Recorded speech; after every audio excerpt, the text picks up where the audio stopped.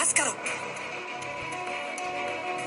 अभी का मजा, ये तो बस शुरुआत है।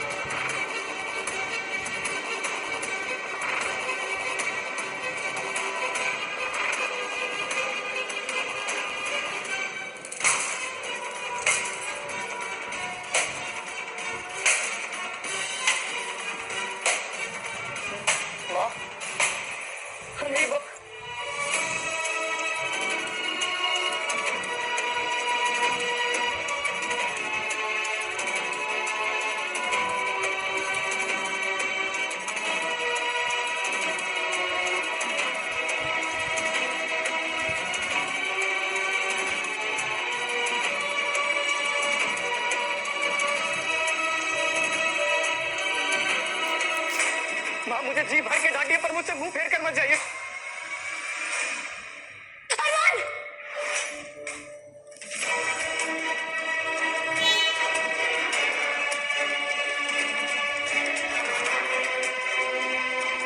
माँ मैं आपका अरमान हूँ माँ, प्लीज मेरे लिए रुक जाइए।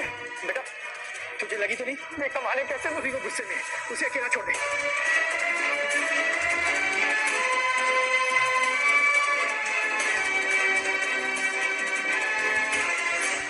रूही, इसे कमरे में ले जाओ।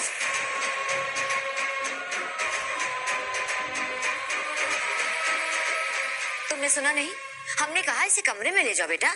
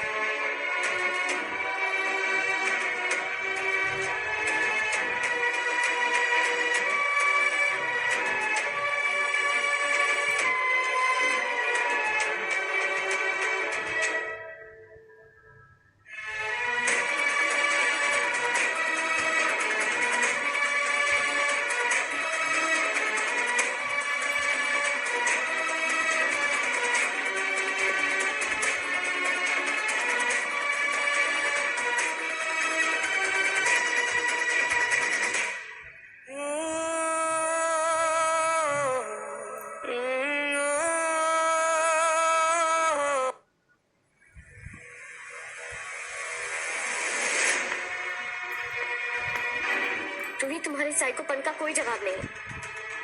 पहले तुम मेरी शादी वाले दिन दुल्हन बनके मेरे दूल्हे से शादी करने की कोशिश कर रही थी, उसके बाद मैं क्या हंसती मुस्कुराती आरती की थाल लिए गुड़ बहू बनने का नाटक कर रही हूँ।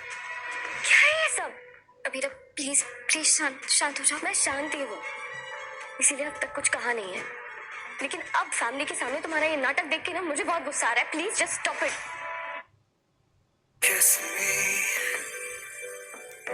Close your eyes and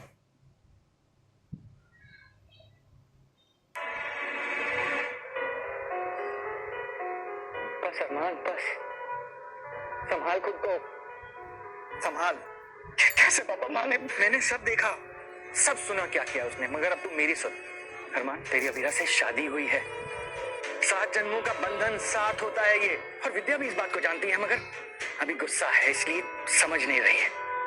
थोड़ा वक्त दे, वो शांत हो जाएगी। तेरे रिश्ते में वो रुकावट नहीं बनेगी अरमान। अबीरा मैं तुम्हारे और अरमान के प्यार के बीच अब कभी रुकावट नहीं बनेगी। कुछ ही घंटों में तुम्हारे दिल में इतना बड़ा बदलाव आ गया। बदलाव आना हो तो एक पल भी काफी, और ना आना हो तो पूरी जिंदगी भी कम। बीरा मैं समझ सकती हूँ कि इस नई रूही से जान पहचान करने में तुम्हें थोड़ा वक्त लगेगा, और सच बोलूं तो मुझे खुद से अजनबी जैसी फीलिंग आ रही है। सच बोल रही हूँ बीरा, मुझे आज ऐसा लग रहा है कि मैं खुद से भी पहली बार मिल रही हूँ।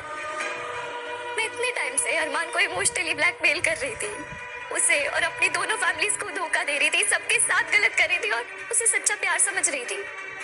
बहुत बड़ी बेवकूफ थी मैं अबीरा, बहुत बड़ी बेवकूफ। और I swear,